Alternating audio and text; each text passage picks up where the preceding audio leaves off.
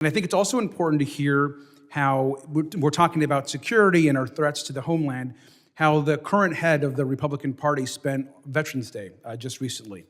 So I want to read you this first sentence. In honor of our great veterans on Veterans Day, we pledge to you that we will root out the communists, Marxists, fascists, and radical left thugs that live like vermin within the confines of our country, lie, steal, and cheat on elections, and will do anything possible, whether legally or illegally, to destroy America and the American dream.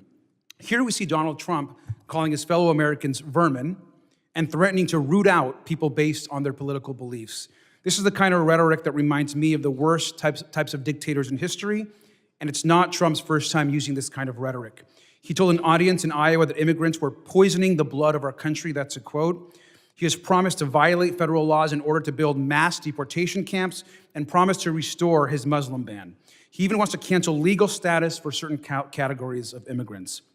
Donald Trump, of course, has had dinner and hosted open Holocaust deniers and white nationalists. And we all, of course, remember that he praised the white nationalist Charlottesville marchers who chanted, "Jews will not replace us." And of course, he faces federal felony charges for his role in the January 6th insurrection. Now, Mr. Secretary, Director Wray, I'm not going to ask you to respond directly to Donald Trump's statements, but I think we can all agree that they're not worthy of certainly anybody running for president.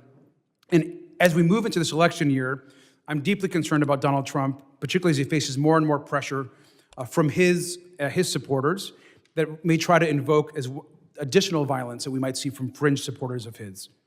Now, Mr. Secretary, I wrote to you ahead of Donald Trump's first indictment expressing concerns about his ability to provoke violent attacks, and I'd like to thank you for your ongoing attention to this matter and more broadly for taking on the challenges we have around white supremacy, around the huge actions that are happening across this country that impact a lot of people.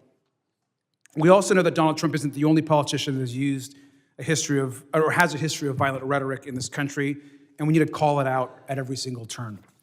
I want to just finally, Mr. Director Wray, I want to raise one final issue with you.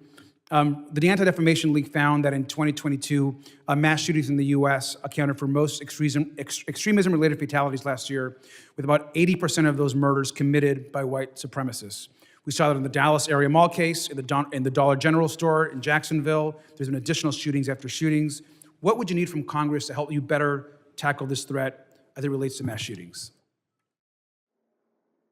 Well, our budget request that went up in the fiscal 24 budget request includes a number of resources for counterterrorism, including that would speak to this threat.